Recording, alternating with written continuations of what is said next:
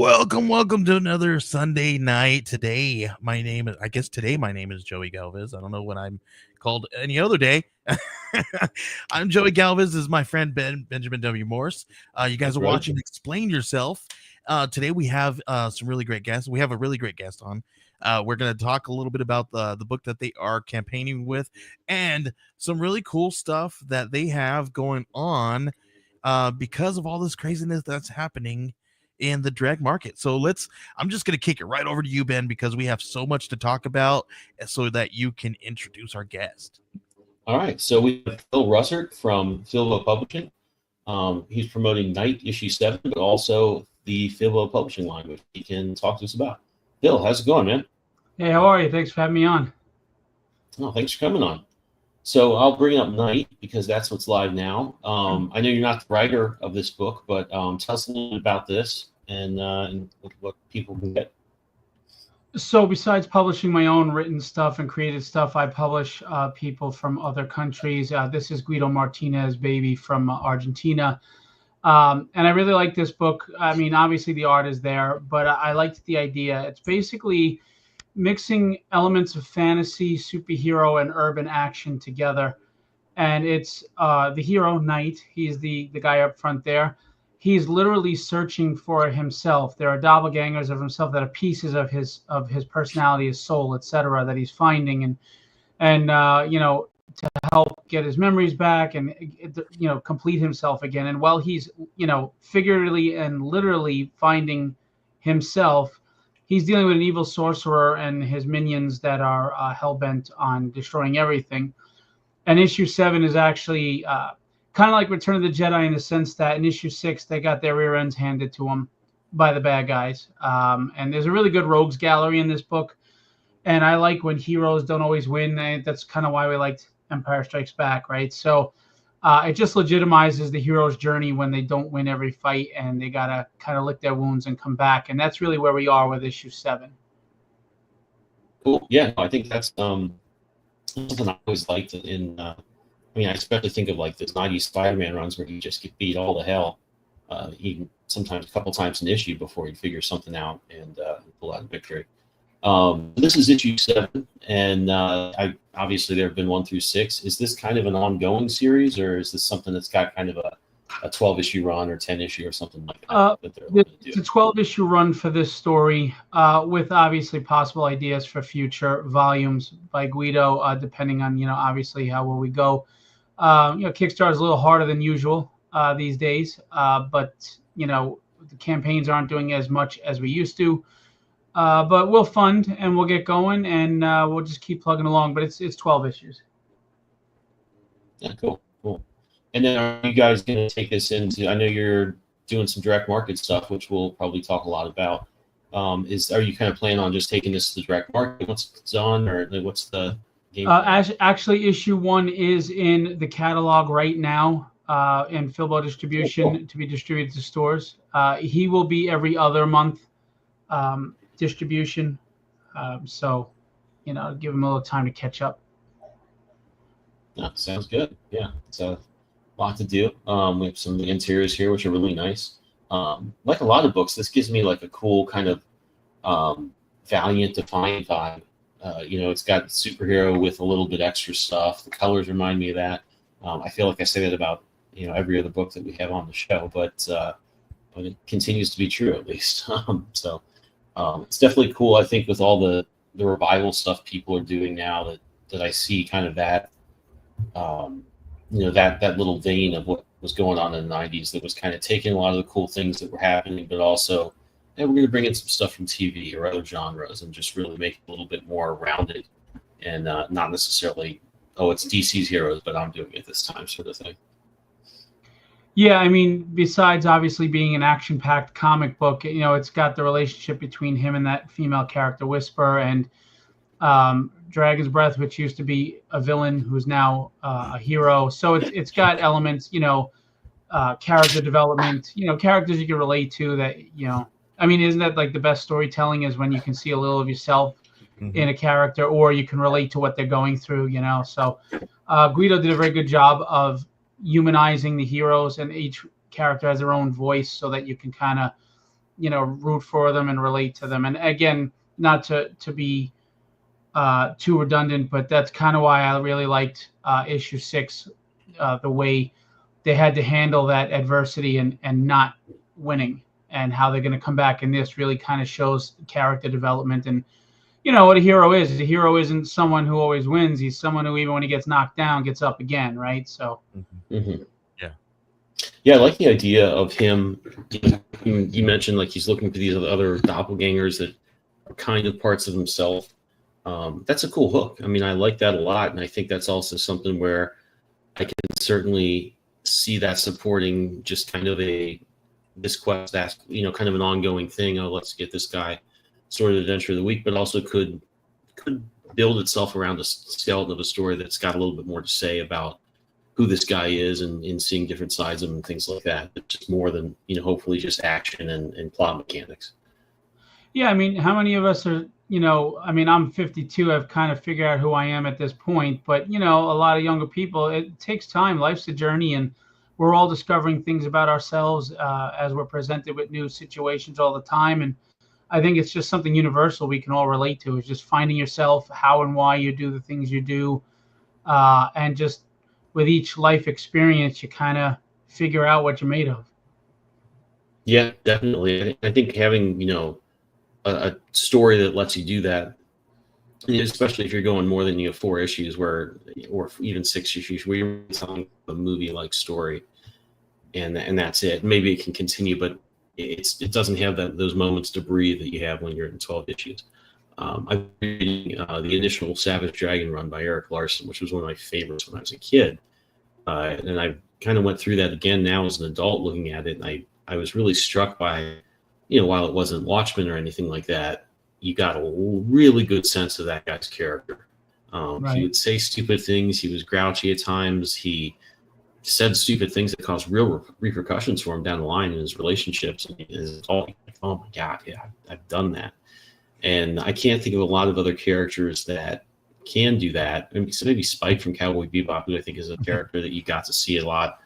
And he could be very serious and very silly in ways that could easily seem like all over the place, or like this guy's schizophrenic, but it just works. And you see different sides of that person, and you really get a chance to live with them a little bit. So it's cool that somebody's willing to tackle the 12 issues that lets you do that with this guy. Yeah, and I think a lot of times we forget that people aren't as linear as we want to believe. We all have different aspects to our personality, and we have the good side, we have the bad side, we have the angry side, we have the compassionate side. I mean, that's what makes us so interesting. And I think when you can write characters on that human level, then you'll have interesting characters to root for in the book. Yeah, absolutely. I love this art too. So I know you're just publishing this book kind of and have aren't directly producing it. But do you know anything about this artist, or kind of what his influences were, or how they kind of interact as a team, or is it just a little bit out of your range here? Well, I know the artist Mauricio Campitelli. He's over there in Argentina. I'm not really sure about his influences, but it's funny that you had mentioned like the Valiant thing, because I could see that actually now you mentioned it, that he has that kind of the book has that aesthetic. But I'm not really sure who his influences are. But I do like that, he pays attention to the details and the backgrounds. And, if you look at most of the panels, it's not just, color washed in the back to focus on the characters. He's got things going on. It's very busy, but, in a good way. So I really liked what he was doing with this book. Yeah, absolutely. I think when you do that and you have a colorist who can handle it, which is to say they're going to let that detail come through, but also separate it out so you're not like, just what the hell's going on here? Right. It works out really well.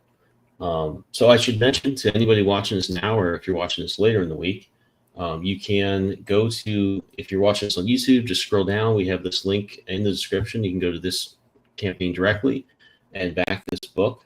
It's got 26 days to go, so you have some time. That's no reason to wait. So if you want to check this one out and back it, that's how the easiest way to do it. So about some of your other books, I know you're publishing and kind of other people's books to the shops. What kind of prompted you to do that? So, as you know, I have my own line of books, and Tragedy is my flagship title that was doing very well in Kickstarter. But the tough thing about crowdfunding is it's like every 3 months you're putting out a book, and it's hard to. I mean, even Image suffered when their books weren't out on time, and when you're small press and you're trying to build a fan base, it's very difficult to be going out on Kickstarter every 3 months or so, and it's really tough. I also thought, distribution, using Kickstarter's distribution, I don't think it's not really what it's meant for, and I think it's being altered, and I think it's affecting it right now. So like a year and a half, 20 months ago, I saw the signs of Diamond going down, and knowing a lot of people in the industry on professional levels, I kind of, you heard things, you talked, with people, and I was like, they're not staying, they're going down.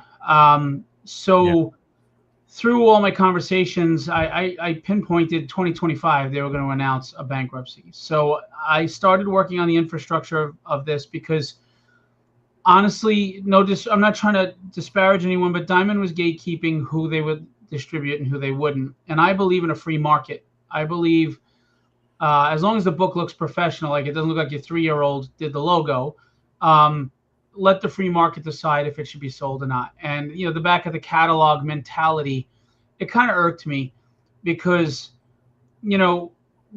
fans and media, it's all about branding. They'll go with the big name they know, and they won't go with the little name they don't know. But there's so many quality books in the small press these days that are even working with major artists and writers from Marvel, DC, etc. It's not the same as it used to be. But even then, if you looked at She from Billy Tucci, or Concrete, or Strangers in Paradise, or Astro City, Indie has given us Teenage Mutant Ninja Turtles. Indie has given us some legendary gems of titles, but there's this stigma about being back of the catalog. So I wanted to change that, and I decided to build the infrastructure, start my own distribution that would focus on small press, and do things a little differently that would give these guys a leg up, being that I'm one of them, of course, and really give them a fighting chance to get out there and be seen.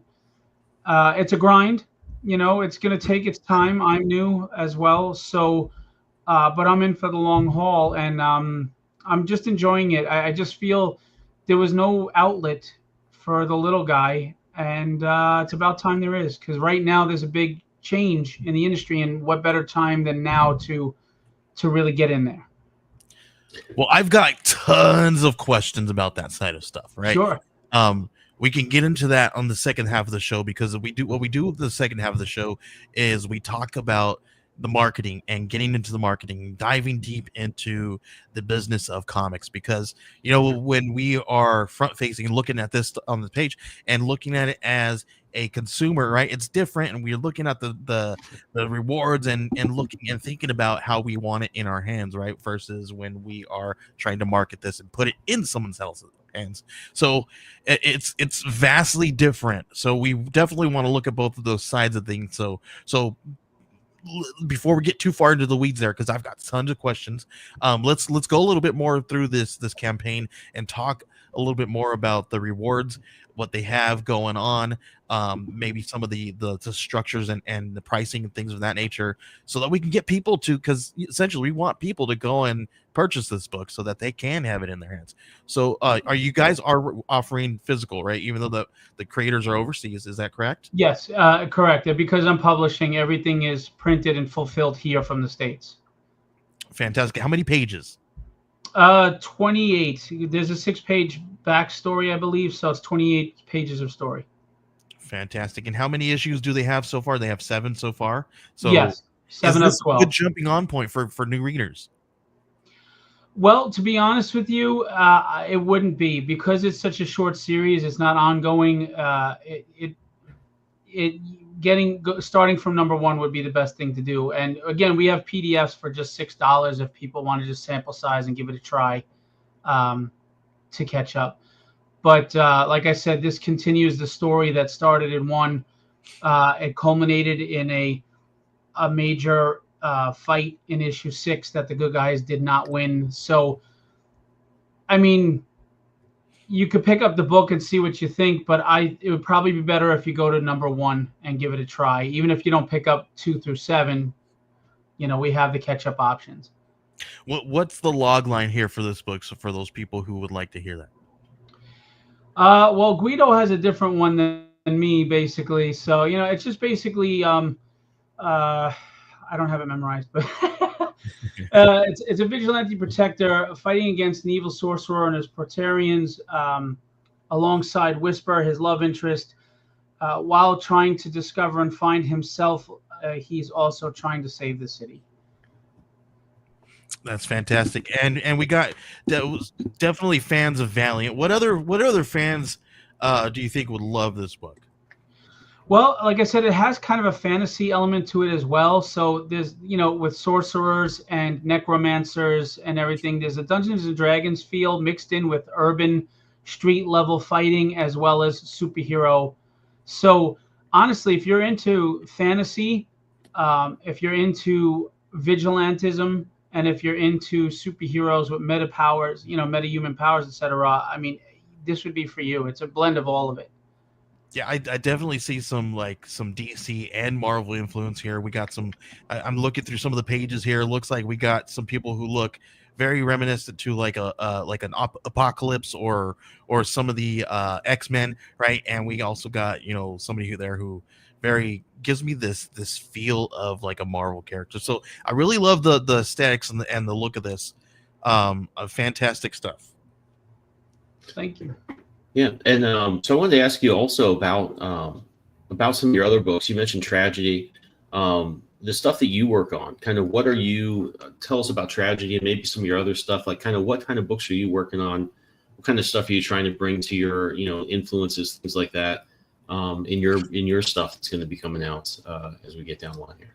So my influences are, I was a 70s, 80s comic book lover as far as the writing and everything. And of course, I love John Byrne's art, Chris Claremont's writing. I was a big X-Men guy before everybody loved the X-Men.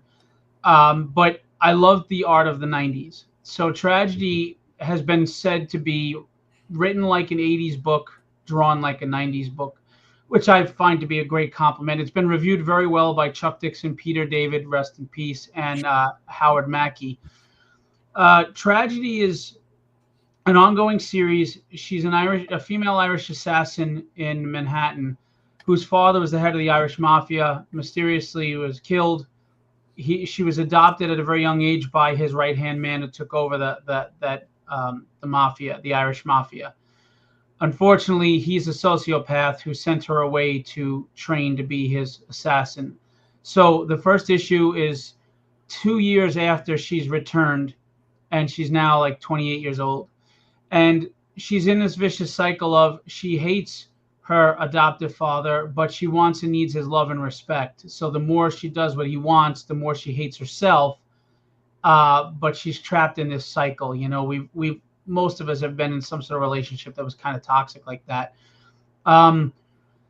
She has an ability that is revealed later, and how and why. It's basically if you took Big Trouble in Little China, Kill Bill, John Wick, and then added some of my stuff in it, that's kind of what you get. There's Chinese mysticism and martial arts. There's assassins. There's mafia. There's metahumans. And it's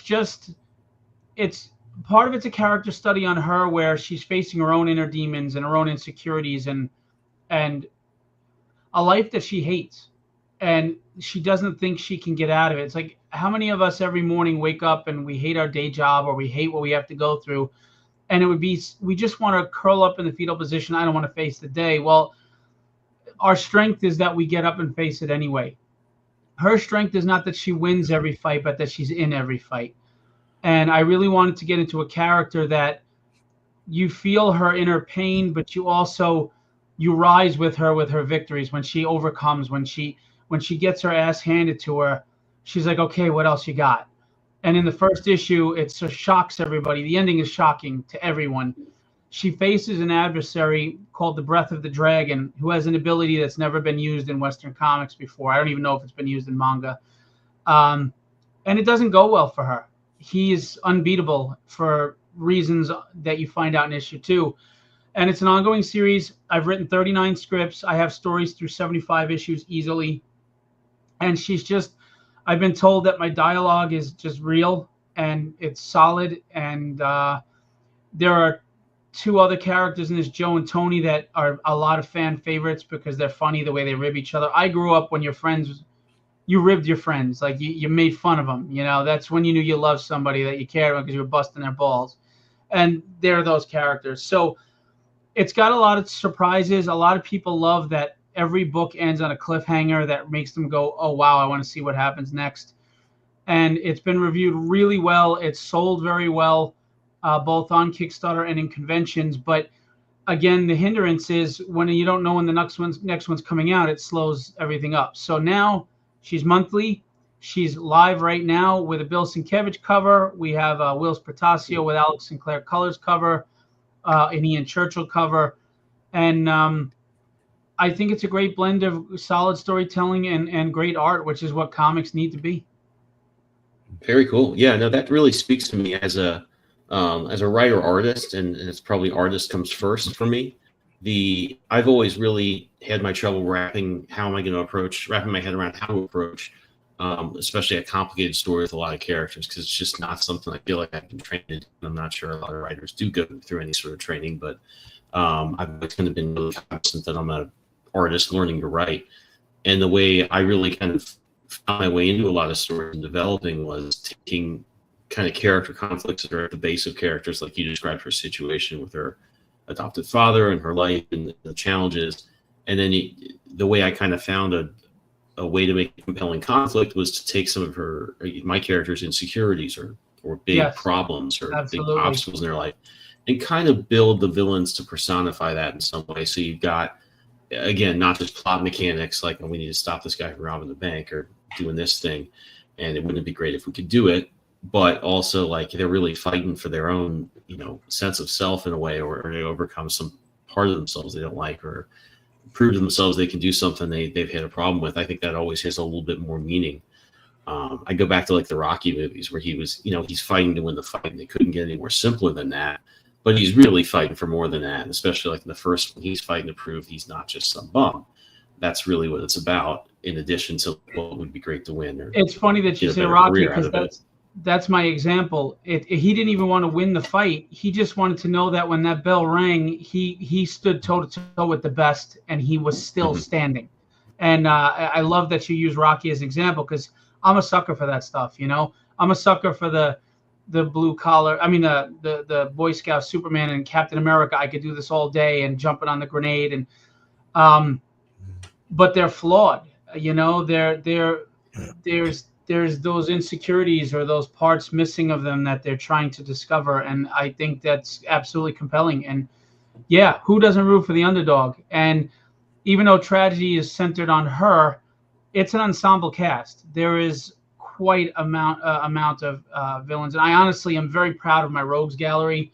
I think it's a really it's a rogues gallery that would stand up to Batmans and Supermans. And maybe I'm biased, but if I'm not, then what am I doing, right? I think that a lot about my stuff. I'm just like, man, I think this is so, I look at it some days, especially the art, and I'm like, oh my God, I thought that panel was cool when I got it, or I was trying to do something interesting that I saw somewhere else. I thought it was cool at the time because I was happy to be doing that, and I look at the next day and it's horrible. But I think on with the characters you develop, especially if you're designing them yourself, you put so much of that, of yourself and your interests and whatever particular thing you're trying to get across into that it's hard not to think, yeah, this is just perfect, or this is exactly what I want to see in a comic, because of course that's why we create these things. I mean, necessarily want to. Oh, go ahead. Sorry. No, I'm sorry. Go ahead. No, I was going to say, not necessarily you want to make it for yourself, but you want to be thinking about what other people want to read. But if you also don't have that part of yourself as a creator thinking, this is great, this is exactly what needs to happen with this, there's really no reason to be doing it. Well, it's funny because, you used to hear writers and creators saying, I don't write it for the fans. And I used to take that the wrong way and be like, what the hell kind of statement is that? But now I understand it. What they're saying is, I can't possibly please everybody, so I can only write the comic I want to write. I hope that you enjoy it. I hope you come aboard. But if I sit here writing, trying to think about what everybody would like, it won't be a cohesive story, and I'll wind up not being good for anybody. So, like you said, just write how you feel it should be written, what you love, what you want to see in books, and hopefully it's something that everybody shares that vision and enjoys with you. Yeah, I think if you write it for, like, just really self-consciously try to package something that would be attractive to readers or viewers. I mean, you get like the Disney Star Wars trilogy. I don't want to lump everything they've done in a bad basket, but that trilogy, which nothing was that bad about it, but also it was just so cobbled together to be like, okay, this is what people want to see and what maybe they didn't like so much in the prequels, and here you go. And I think that, I mean, even I don't really get into the whole, there's people that didn't like certain aspects of what they actually did that in a weird way. But my biggest complaint was just like, what was even the point of this? It was just, here's exactly what we think you want. And that's not satisfying, I think, for anybody. At least when you go back and look at it in a few years, it's just, it was kind of cotton candy. There was nothing to it. Right. Yeah, I agree. And there was no cohesiveness either because they didn't have a full-fledged story plotted out 7 through 9. And so, like you said, I think they wound up doing more damage control and trying to do fan service to recover from the backlash they received from like episode 8. And like you said, then there's no cohesiveness and you're not writing for the right reasons anymore. There was no objective. There was no directive. Yeah, except just to, like, we got this thing, we want to make it, and we think this is what people like. And I think when people can kind of smell something, I wouldn't say packaged in that way. And I think that when you hear, and we talk to a lot of writers on here, and they mostly sound like what you're describing about this character and your approach to writing. It's okay, I've got, this obviously isn't, a character like you, or it does specifically what you do with your life, but you put a lot of the things into it that we all feel and find interesting ways that I would imagine are drawn from your life or things you've experienced that could be kind of dramatized into a superhero-y type of world. And that's pretty much what people, I think, that are doing this well think about stuff. It's like, all right, I got these things I've noticed about my life, or troubles I have, or how I react to it, how I feel about it, and find good ways to share that experience or your reflections upon it in a dramatic, fun, colorful, exciting 80s, 90s influence package. That's, I think, a much more successful approach than, all right, this is popular, that's popular, I think people want to see this, here we go. And again, I think if you're not doing it that way, I'm not sure, unless you're making tons of money doing it. I suppose some people are. There's really no reason to be doing it. But no, it sounds like you've got an awesome approach to this stuff, and it's picking up steam and doing well. So I think it's really cool to see and fun to talk about, man.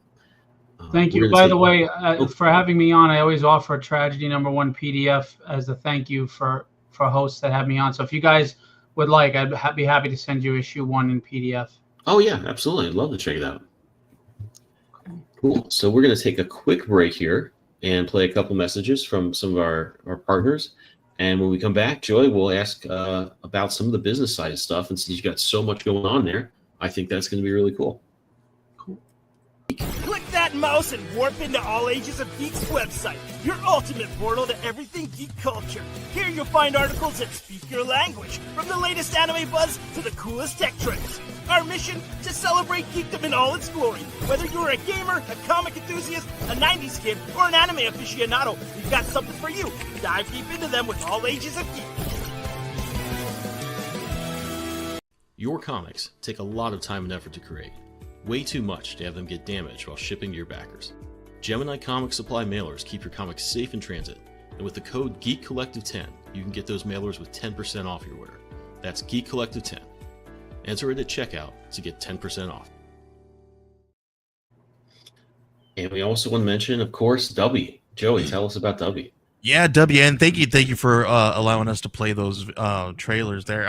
Please, if you guys are before we get into the W stuff, if you guys are comics people and you guys are shipping these things, make sure you're doing them in Gemini mailers, because when they come to your backers, we take all this time and all this money to spend on these books, we want to make sure that these things get to people in a pristine condition. So use a Gemini mailer. And if you guys use our code Geek Collective 10 at checkout, that goes right back into this business, right back into this show, so that we can keep this free and continue to pay for the service. We also thank you guys for checking out W. If you guys are energy drinkers like I am, I really love a good energy drink, but I hate the crash. W Energy is one of those ones that has zero sugar and does not have any of those gross fillers, no artificial colors, no dyes, no secret formulas, nothing hidden behind it. And there's no crash. And it tastes good, and it doesn't taste like you're drinking nothing but sugar. So make sure you guys are checking that out when you guys go to w.gg. Make sure you guys put in Geek Collective 10 at checkout and get 10% off yourself a 30 serving tub. And what's cool about that, each serving comes out to about $1 or less, way cheaper than you would if getting at Starbeezies, right? I'm not going to say the name, but also, I really love those cans of green energy drinks with the claw marks, right? It's way cheaper than that, dude. Those things are getting way more expensive. Coffee is getting more expensive here very soon, so this is another reason to make the switch to W today. Thank you guys for allowing us to do that. Ben, I'm gonna take over quick here because I got tons of questions, and it's probably gonna be mostly about the marketing side, about like distribution and this fun thing, a little bit about how Kickstarter does. You mentioned earlier, Phil talked about you love how Kickstarter does the distribution, but you think people are kind of using it in a different way. What were you meaning when you talked about that a second ago? So Kickstarter, even just by its name, was supposed to be kickstarting the project, right? Funding it so that you can make it, and then you have the book, and then you start your business and you sell on your own, etc. Where it's evolved into being a distribution system for those who couldn't get through direct market. Most of the books they're making them ahead of time and hoping to recoup the money on Kickstarter and getting to new fan bases and grow fan bases on there. But unfortunately, there's a lot going against you. Kickstarter has its own algorithms. They favor the more popular books than the ones that aren't doing as well. You're kind of in an echo chamber.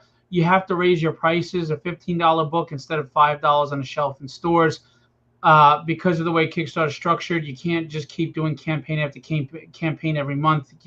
There's a gap and a delay. So I think it's a wonderful supplement to helping fund books and get them going, but I don't think it works as distribution. One, because of the timing. I mean, the whole key of direct market is that you're in the consumer's face on a monthly basis regularly, and you're out across the country. Kickstarter, you're buried in a sea. And right now, I think the demographics are more collectors than readers. And I think part of that is because the price point with, Kickstarter taking 11%, and you need to raise the price because your print runs are low, and the print runs are expensive. I think a lot of readers look at this and say, all right, that's great. Night looks really good or whatever, but it's $10 or $15 for that one issue, and I can get 3 Batmans for that price. And I know what Batman is. So I think there's a lot of challenges to using crowdfunding as a distributor, but I think it's wonderful to use as a supplementary spot. So put it on crowdfunding, get it made, pay for the production of the book, and then when you do enough of them to get ahead of schedule and you're building capital and momentum, get into the direct market and in people's faces monthly. I have to push back on that a little bit. I have to disagree a little bit. I don't see that that this is not viable for people who are wanting to do serialized works here. And I have to also push back on a little bit of the algorithm things there. And you did touch on some things that I do agree with. I don't agree with the market being oversaturated. I don't agree with the market being against us. I feel like it's better for us because now we don't have to wait years to get $5,000. We don't have to wait years to get those royalty checks, right? Now we can take this thing, we could pre-fund it, right, and put money into it, and then make the book, put it on Kickstarter, not make your whole entire fund, the funds that you put into it, but enough to print it and distribute it and overprint so that you can have something in your back stock so that you can put it on your tables, put it on the shelves, and find a different way to put it out there. Because Kickstarter, I've always told people that Kickstarter is not your only place to market your work. It is one place of many different tools and many different distribution systems. I think that's where people are having a downfall and and running into pitfalls there, because they're thinking of it as they would if they were marketing something through the direct market, and they're not seeing Kickstarter and this new crowdfunding space for what it is. It's a brand new space, and we are just figuring it out. And I think some people have kind of unlocked a key for themselves, but I don't think everybody has unlocked it for themselves or their brand. And until you can unlock it for yourself that way, I'm not sure if you're going to understand it the way that I understand it when it comes to something like that. Well, it actually doesn't sound like you disagree with me. It sounds like you agreed with me that it's not meant to be used as distribution, but as a good supplement to get the book produced and out there. Kind of sound maybe I have a different perspective of distribution because I mean like distribution on a like one chain of distribution, right? A larger scale, in the sense that Kickstarter, again, its name is to kickstart the project. Distribution. When I think of distribution, I'm thinking of being out there monthly in everybody's face. And with Kickstarter, I just don't think you can meet that frequency. See, that's where I would need to push back a little bit, because I feel like things are changing. Now it doesn't have to be monthly, right? I think that when you do it monthly, like with Kickstarter, you see people who are doing it monthly or every other month, and people start to kind of, oh, what's going on over there, right? So I maybe I do agree with you in that perspective, because I don't think that we should think of it as the direct market, right? The direct market, you shouldn't. Absolutely not. Those old school ways will not work with Kickstarter. Joey, are you kind of saying that you think it's the people who at the direct market need that book every month to be there like clockwork? Their expectations are changing and they're more cool with something not being monthly on Kickstarter? Or are you saying it's kind of harder for people to just physically or even logistically with the Kickstarter, you have to fulfill one before you do another in most cases, that it's impossible in that way to do it, and that's kind of why it doesn't work out that way, or you just think people's expectations are changing? I think it's more of the people's expectations when it comes to something like that, because when with people on Kickstarter and they see that you're funding a book one right after another, and possibly maybe you are fulfilling it one right enough before another, right? Mm-hmm. I still feel like you have to have some kind of social proof, which means you have to sway the people who are consuming your works to believe in you again. I don't think that you can come from the direct market and have this big name and come to Kickstarter and just automatically hit big like people think they did. Now they did that in 2020, right? But 2020 was an anomaly, right? It was weird. Everybody can come here and hit big, but now it's different. People who are actually dedicated and actually here for the long haul, you're starting to see them uptick in growth. People who were hitting maybe $2,000 last year are now hitting $8,000 to $10,000 campaigns now. And I'm actually seeing the opposite happen. I'm seeing campaigns going down. See, not me. So we work on with at least 2 or 3 campaigns monthly, and consistently I'm seeing them uptick in backers, in price, and in profit. Like, I feel that when it comes to something like that, with a perspective that it's about what you're putting out there, how consistent you are, if you're fulfilling before the next campaign, and if you are being consistent with the quality of work that you're putting out there, because those are the people that I see that are consistently getting better numbers because they are being consistent and they are proving to the people out there that they can consistently do it on a consistent basis. I said consistent too much. Well, I also think you can make a lot more money on crowdfunding than when you're starting out in a direct market distribution. That's a guaranteed. But I also think it depends on what your goal is, how far your reach is to a fan base, because again, and we'll probably disagree and knowing on that, right? You got to know that. Right. We may disagree on this, but Kickstarter, a lot of people that back these campaigns are not necessarily readers, they're collectors. They like the NSFW covers.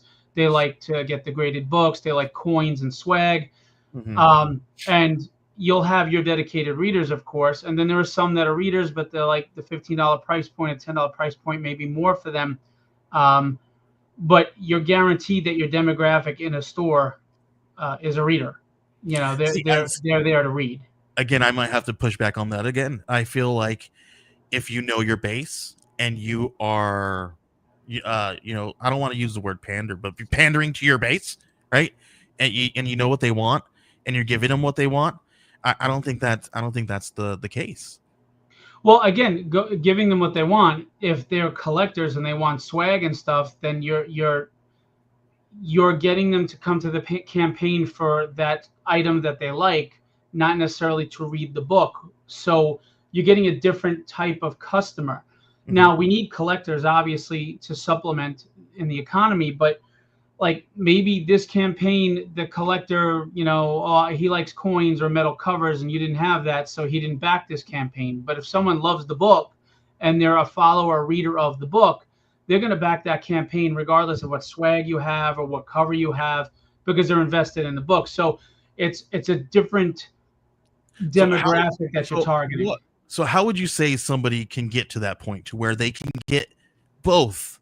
They can have both the story and the covers, and you will start to see a change where it's not collectors, it's both. You're now got a fuller base.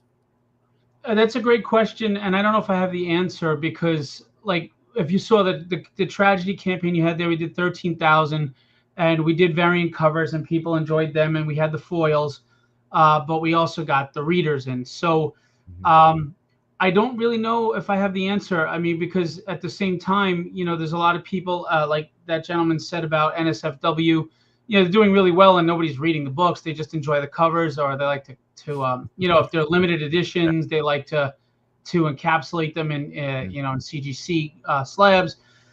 I think both are important, but the problems I face with Kickstarter I see are readers are more apt to say, Knight looks interesting, but for $15 I can get 3 Batmans. And I know I like Batman, and the Batman has a history, it has branding, and I think why did they love Batman? Is big. But the reason they loved Batman to begin with was not because of the covers; it was because of the story. And I think that's where you're hitting this one on the head here. It's story, right? If you have a story and you have the aesthetics, I don't think what we're talking about here is going to happen. I think you're going to start ticking up rather than ticking down, right? You have to have it all. And I think that's more of what I'm saying. You have to have the full package. Now, if you're flying by the seat of your pants and you have really good artwork, but you don't have great covers, or you have great covers but not great interior art, and people see that and they start to open up the book, now you've lost the proof, right? You've lost the social proof. People now open it up and look in and be like, well, something's lacking here, right? So you have to have the full package in order to see that uptick. Now, I'm not saying all those people who are seeing decreases, and earlier today I was having a conversation with a pal, and he said that he has still continuously seen that he is getting more digital backers than he would physicals. Not me or anybody that we've been working with. We have seen the opposite. We're seeing more physical books than digital books. And I think it has to do with knowing how to market those things, who to market it to, where to price those things, and how to price it. I have a question, guys, and I think both of you would be really good people to answer this because you've both been a part of or done a lot of campaigns. You mentioned this, or one of you mentioned the swag in the back and forth. That's something, I'm just kind of learning this other stuff, I've written from my book, which takes a long time. But that is something I think that is really fundamental. While you have a lot of people going to stores for collectibles, in fact, that's a huge part of the traffic. You don't necessarily get swag with the book or options for like 5 or 6 different covers right there. How much do you see, like, when you have a swag thing that was what you said, the right price, the right way of it being done, or, the right look? When you guys have offered that in your campaign, I guess I include like the metal covers, the foil covers in that too. Have you seen real bumps or like a real noticeable, like, man, we really nailed that type of cover as an offering. That really worked out, or that piece of swag for this price. Have you guys ever seen in a campaign, like especially from one campaign to the next, we're doing something like that, just really, that was just a real home run on the swag part? Yeah, I have, but also tastes change. Like foils aren't as popular as they were. There was a time where they were really booming.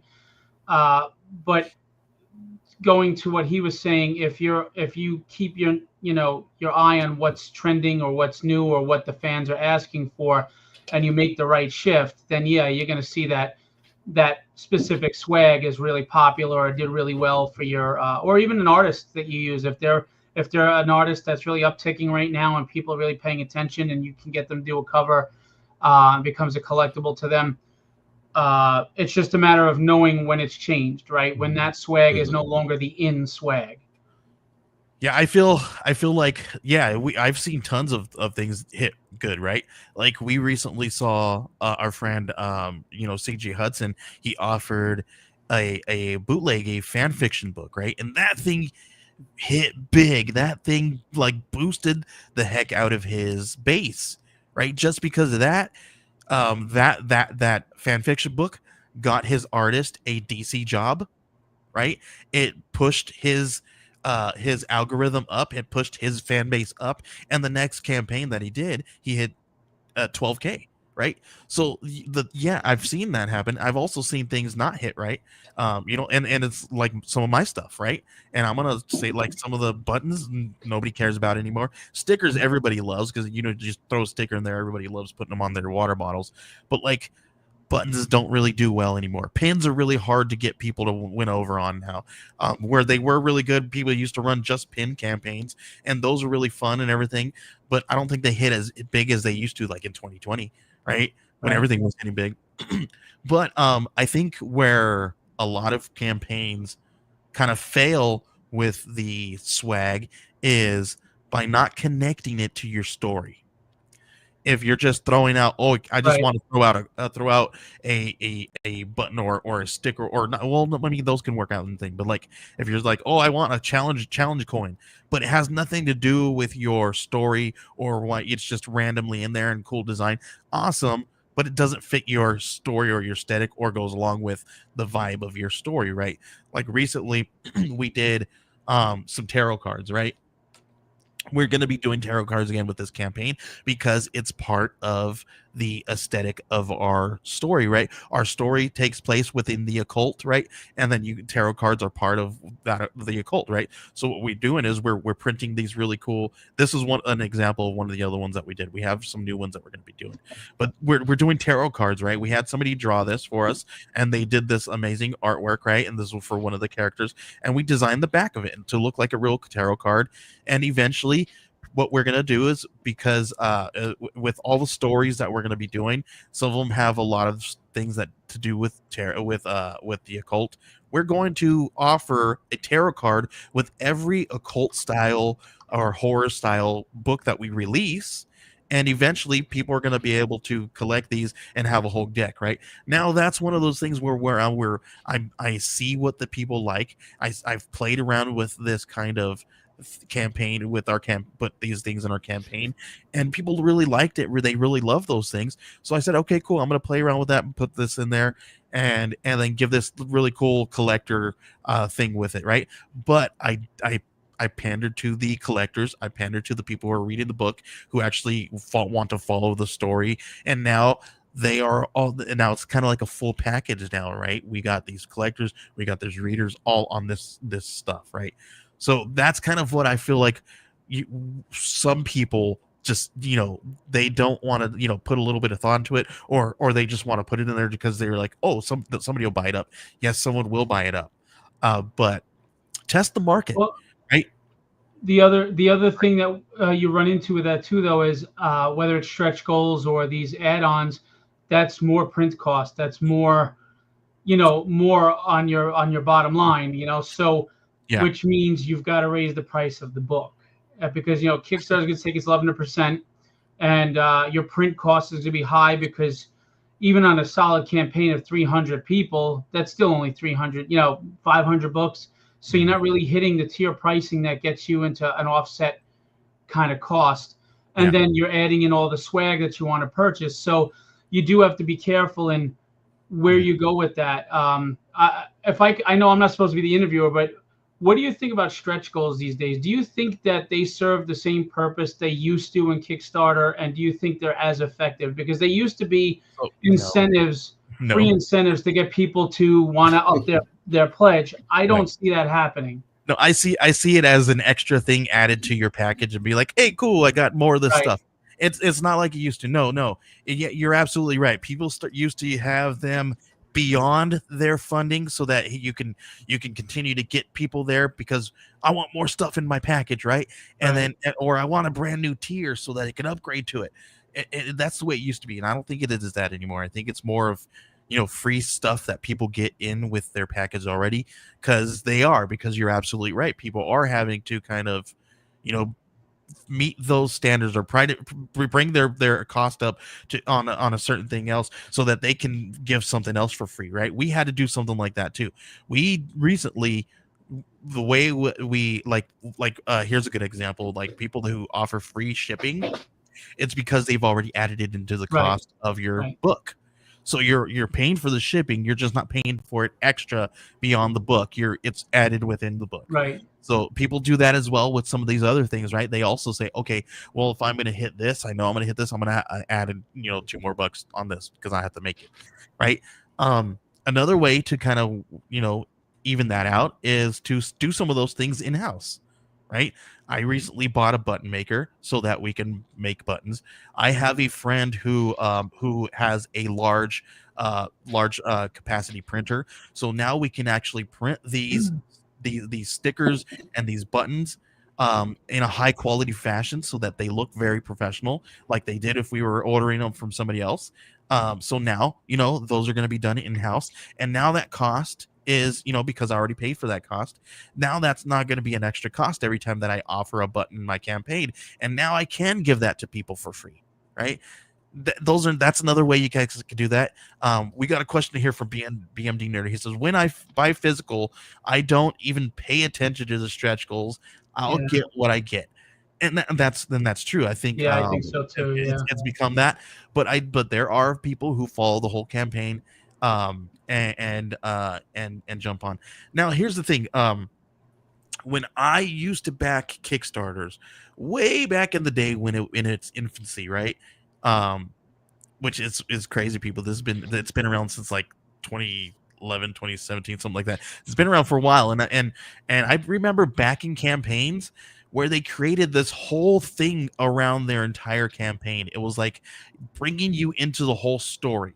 The campaign itself was an extra story added to this thing. It felt like you were jumping in and you were being a part of this comic book that you were in, and I really liked that part of it. Right, somewhere in there we lost that, and I think us as creators, because this is a comic book and it's all about aesthetically pleasing panels and put together with words and stories, right? We have to come back to creating a story with our campaigns and bringing them in.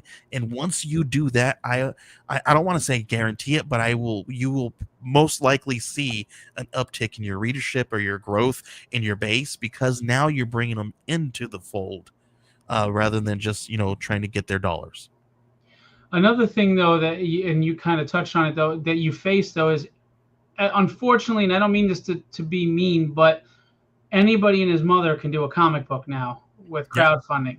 And with this crazy AI crap now. Yeah, between AI or people that, and I mean, no disrespect, but maybe they're just not able to afford a production of a book that's professional level, and I'm trying to be nice because I'm not trying to crap on anyone, but there are some books that they're just, maybe they're not at the level that you would like to see them as a consumer, So there are so many there are more campaigns for comics now than ever on Kickstarter, which has its good side to it and its bad side to it, to give or take. So, but the good thing about Kickstarter is you'll get a lot of backers that were just surfing through Kickstarter and found you, So I do that. Yeah, I think that's the most important advantage of being on Kickstarter, having jumped to another platform for a little bit.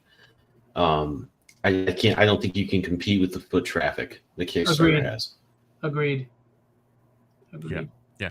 So, okay, we talked a lot about Kickstarter because, listen, I love talking about this stuff because, especially with you, because I feel like we're all kind of on the same page and having this healthy debate is really awesome because,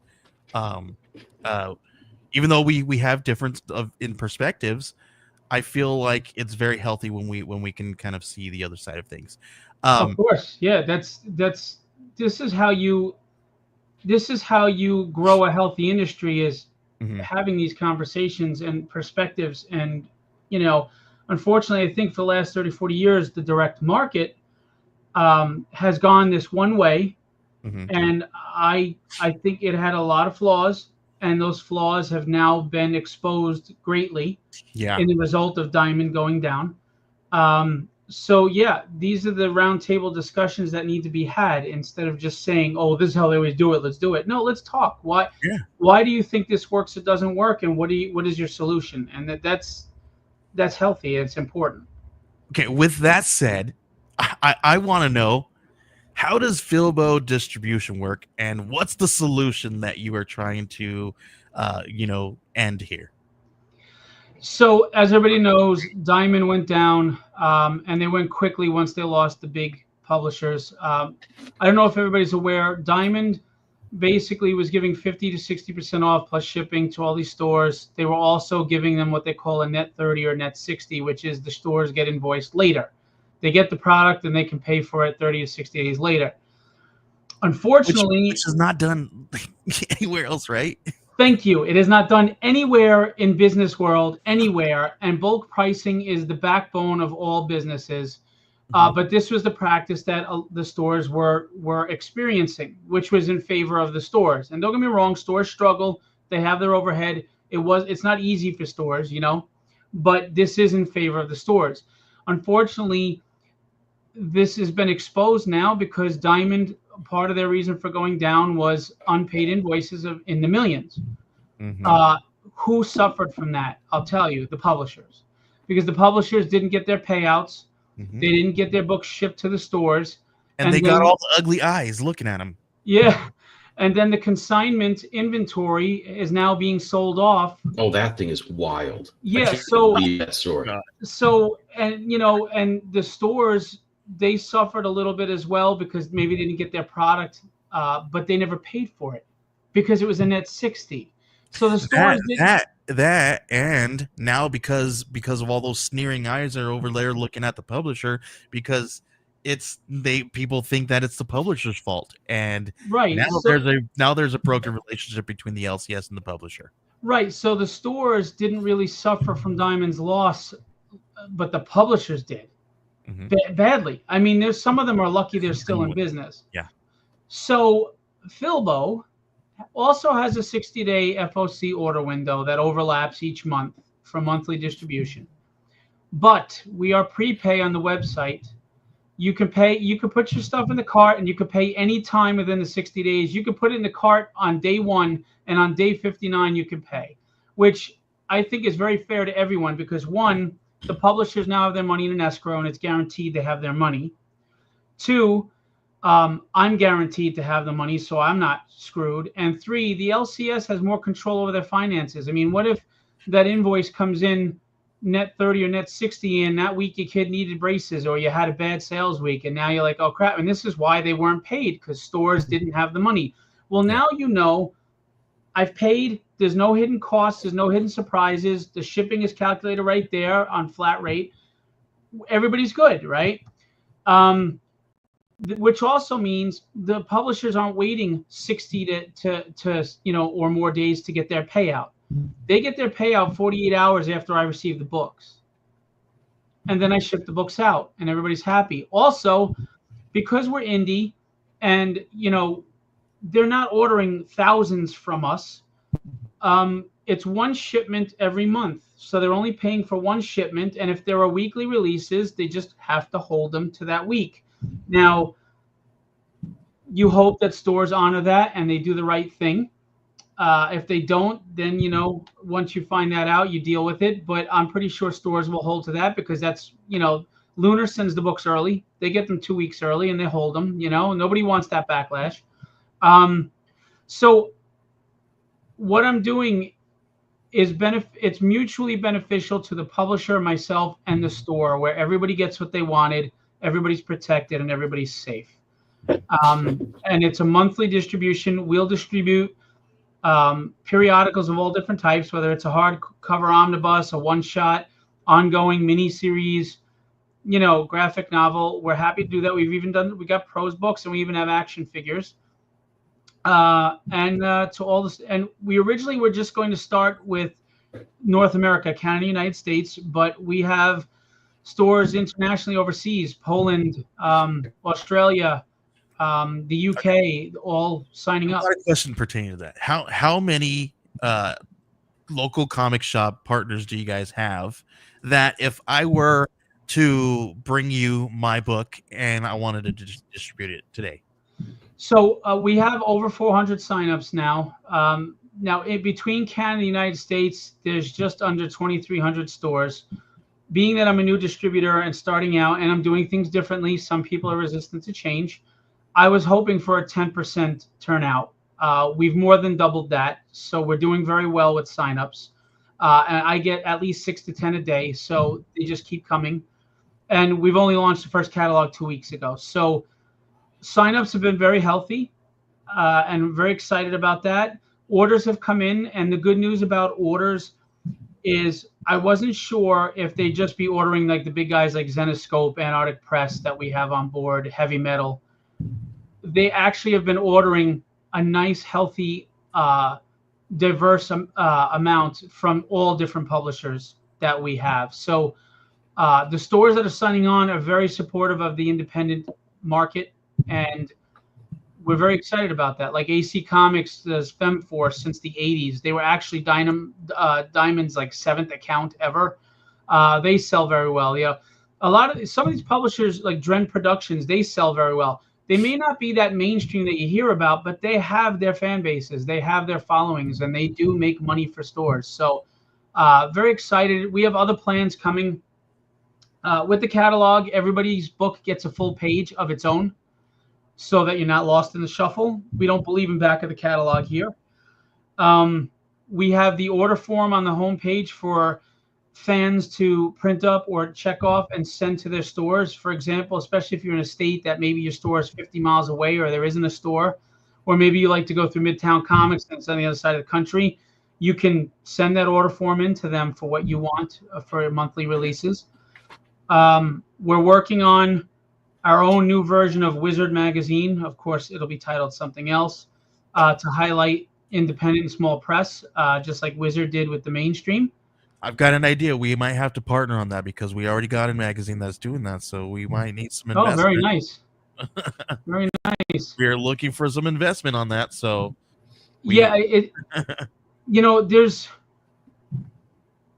been a stigma about back of the catalog, and I really think it's a misnomer. And I named a few books earlier that would tell you it's a misnomer. People want fresh and new ideas, and in the Western market, they're afraid to take chances and invest in new ideas. That's why they might race swap or gender swap Superman, because they have his fan base, his mythos already in place. for them to take a new character and develop them over time is a lot of money and a lot of time and effort with possible no reward. So, like, you take manga, you take anime, Chainsaw Man. The guy's got a face that's a chainsaw. Do you think any Western business is going to take a chance on that? No, they would shoot that down in 5 seconds, but look how successful it is. Why? There is a reader fan base that wants fresh. They want new. They want to jump on board with something exciting from the start. And indie provides that. There's no rebooting. There's no changing continuity of characters. There's no, how many issues can you write after 2000? How many stories can you really tell? You know, you're on board from day one. So if you're an investor, you've got the issue 1 first appearance. And if you're a reader, you get to experience this world as it unfolds. You know, there's no, oh crap, where do I jump on board? And it's just, I'm overwhelmed. There's so much to catch up on. You don't have any of that. It's jump on board now with these number 1s or these number 5s or whatever they are, and come for the ride. Okay, so if I were a creator, I have first issue of my 3-issue arc. What would I expect if I were to be interested in coming aboard? Well, because you would be distributing, I mean, we're happy to change the frequency if you want. It doesn't have to be monthly. It could be every other month, but we don't recommend doing quarterly because you just get lost in the shuffle. You're starting over each time. But you would have to have at least 80% of your series completed and ready to go to print so that you could meet that deadline, because you have to meet that monthly deadline and those print costs, etc. So we don't gatekeep, with the exception of 2 minor things, which are really industry standards. Just, it has to be a professional looking book. I don't care what the content is. I don't care what the art is. Art is subjective, but it can't look like your 3-year-old drew it. It can't look like your 3-year-old did the logo. It just can't. It has to have its UPCs or its ISBNs as needed, depending on the book format. If you have nude variants, we just ask that they're black bagged, because we want children in comic stores too. We want readers, and I don't want a child seeing someone spread eagle next to the Avengers. It's just, I feel as a father, I don't want that. And then finally, you just have to meet the deadline. If we're monthly, you better have those books to me every month. You have to. And are the creators themselves, are they the ones that are on the hook for the ISBNs and the UPCs? Yes, I am just a distributor. Your publisher, whether you are the publisher or you're going through a publisher, is responsible for the print costs and any other costs that would go with them. Okay, great. And so, okay, is there any cost attributed to this, you know, for a new person to come on board? So in the, you know, Diamond, Lunar, they take a high percentage, and you're lucky if, you know, like Lunar gives 35% discount to the stores unless you buy $1,000 or more per week, which is a lot, and they're not doing that with us. We offer 40% discount to the store, and I'm taking 5% for distribution, which is very, very, very low. Most distributors take 10 to 20% easily. But I'm covering my costs, and I publish my own books, and that's where hopefully I'll make my money, because I want the creator to get the 55% because they're the ones creating the product. They should be getting the majority of the MSRP. And with print costs being what they are, they need that 55%.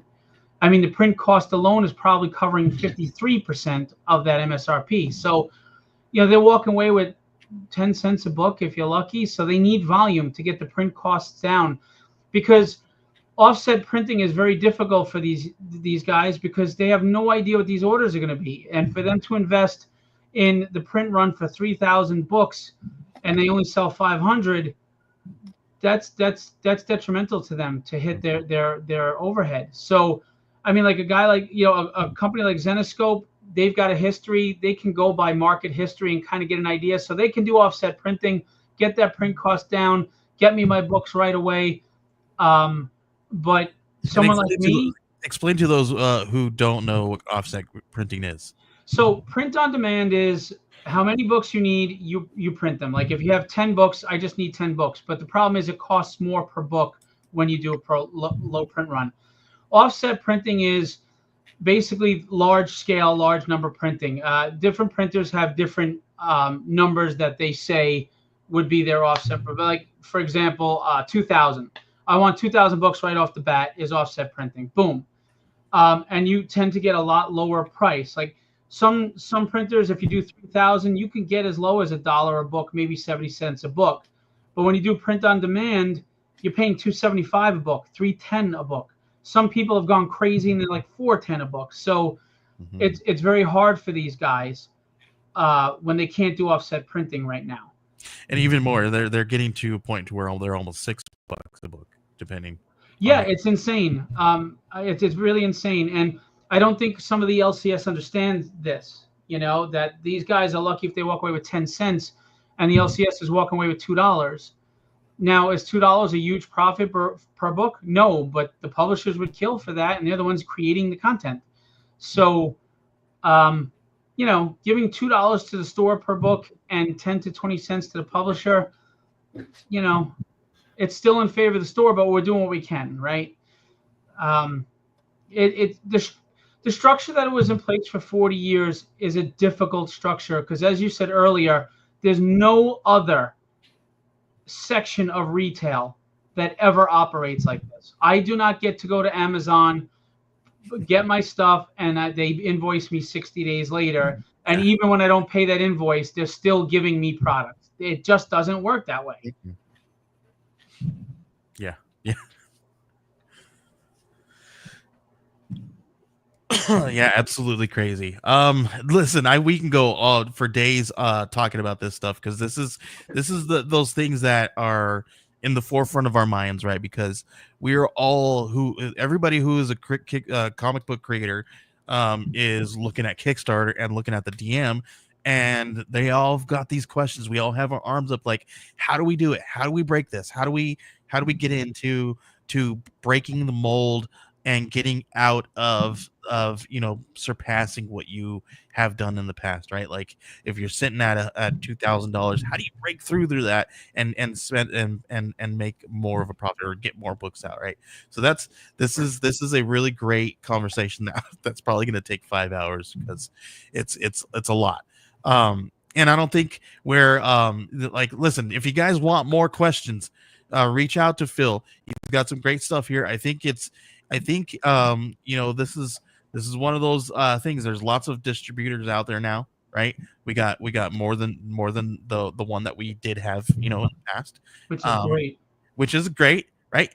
So which means there is room for all of us. There has always been room for all of us, but like you said, we use the word gatekeeping, right? And I think that the direct market for decades was against small publishers, and now it's opening up the market to get your works into there a lot easier. So I think if you guys are not seeking out these different ways to get your works out there, you might be having a disservice to yourself and to your brand, because there's tons of things that you guys do. All you got to do is ask and find out and get some information and learn how to get it out there, right? Just continue to do this stuff.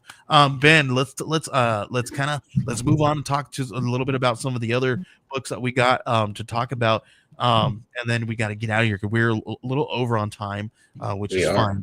But this is a great conversation. Yeah, absolutely, guys. You guys having me on. Thank you.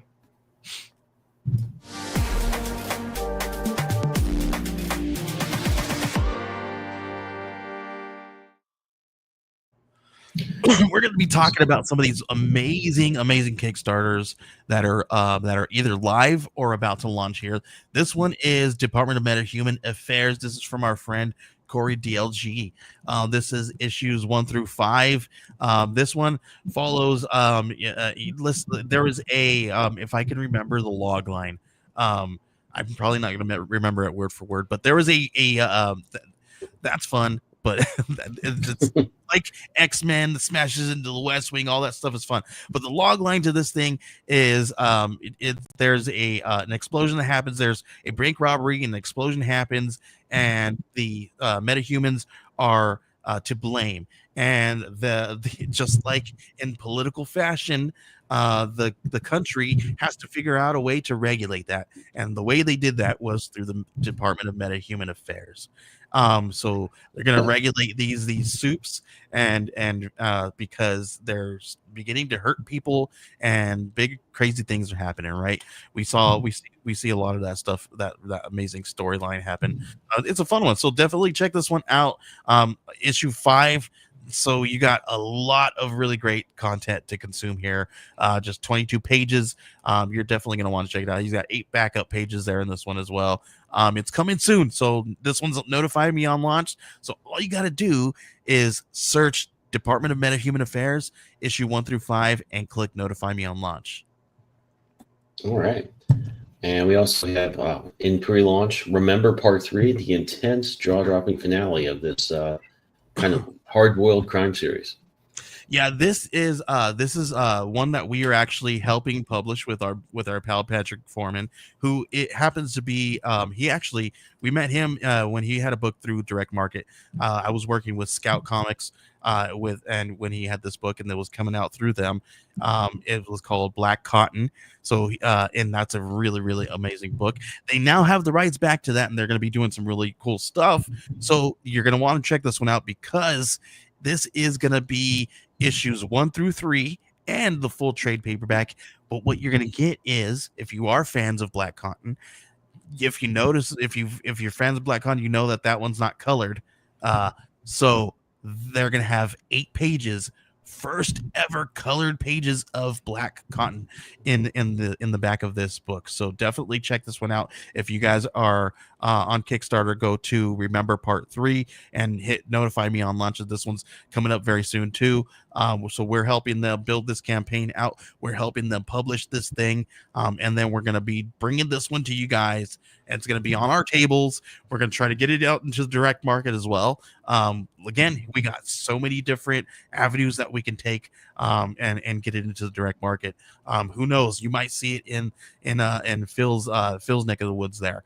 So definitely take a look at this one, because this one is a gorgeous book.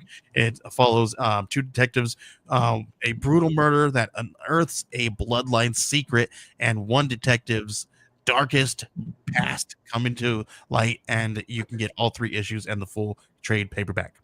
Check it out. All right. And next up, we'll jump over to my book, We Are Scarlet Twilight, Cobalt Crisis Part 1. This is going to be in total an 8-part series, and it's essentially my take on Secret Wars or Crisis on Infinite Earths, but as if it had been produced in the 1940s during the golden age of comics. So you're going to get all that pulp adventure vibe that you get in the early Batman comics, the Fleischer Superman cartoons, the Shadow radio shows, all that fun stuff, with some of the stuff we've gotten used to in more recent decades, with your big universe-shattering crossover events. You get characters interacting you normally never get to see together. You get big continuity changing events with consequences. So it's going to be a lot of fun. I wasn't sure I was going to pick this story back up, but I had a rough outline for a plot, but I didn't feel like I had a compelling reason to do it. When I hit upon the idea of really emphasizing the things that we see in the big 2 crossovers, taking the story in that direction a little bit, and finding cool ways to make that entertaining through the lens of the 1940s, I thought that was going to be really fun. Something we're familiar with, but also in a way we haven't seen. So should be launching that pretty soon. I've got 3 pages to go. I got the covers done. You can get the regular here. You'll be able to get the retro variant, which is always my favorite thing to do on any issue. And should be launching that one pretty soon. Yeah, you guys are definitely going to want to get this one. This book is the way that I met Ben. Way back when you had the first book out, the first Scarlet Twilight book. And it's fantastic stuff. Like telling you guys, this story is amazing. I don't want to spoil anything, but if you're reading that first issue, Scarlet Twilight even has a twist of its own. So definitely check this one out. If you guys are fans of all that fun pulp comics and big, huge crisis smashing together Earths, and I love it. This is we're seeing all that stuff in the movies right now, right? Yeah, a little bit, but I think this is going to be kind of it's really comic centric. I kind of Love that. I found as we've gotten to see so many more cool things on the movie screens, we only got to see in comics, in a cool way that kind of refocused me, at least as a writer and artist, on like figuring out things that just really circle back on comics, on things we've seen in comics, done in ways we've seen in comics, and doing interesting twists on that. So, yeah, it's just, I think that's made it, seeing, Superman do things we've never imagined he'd be able to do on screen in a weird way, I think made it a little easier to focus on what's really cool to do with characters like that in comics. Yeah, I agree. And last, but certainly not least, because we got 60 hours to go, I Need Your Skin, book 1. This is my book. This is my my horror, body horror genre book here. This is I Need Your Skin. It's a 28-page supernatural horror comic. This one follows Nora Perkins, who has a fear of aging, and she believes that clairvoyant can help her, but a deal will be made for a small piece of her flesh. This one is A24 style meets Jordan Peele kind of storylines, right? If you guys are really into the weird thriller on tense high tension kind of stories, this one's definitely up your alley. We've got some really, really creepy aesthetics and pleasing looking things here. Actually, what's fun about this page that we're looking at here now, Ben, is before, if you kind of scroll up on the other page there, you see, I think it's the second panel there, second page there, panel 4. On the pages, my bad. Yep. That one there. That one there. I think it's panel 3 there. 1, 2, 3, 4. Panel 4. You guys see a picture back there in the background. I am actually writing a small 3-page teaser to kind of do something fun with that picture. And I'm doing it just something fun. I don't know what I'm gonna do with that script. I might for the last 48 hours, we might do something fun with it. We might, throw it in there as, a fun little script. I might, who knows? I might pay somebody to draw those 3 pages and add it to the end of the book. For the last 48 hours, we're going to do something fun with that. But, I figured, I looked at that page, and every single time that I looked at that panel, I'm like, how fun would it be if we can come up with stories for each of those items, and they belong to people that she meets inside her shop. Madam, I'm talking about our clairvoyant, Madam Louise, who has this shop of the occult, and there's really cool stuff. What's funny about that panel is we didn't tell our artist to do anything there.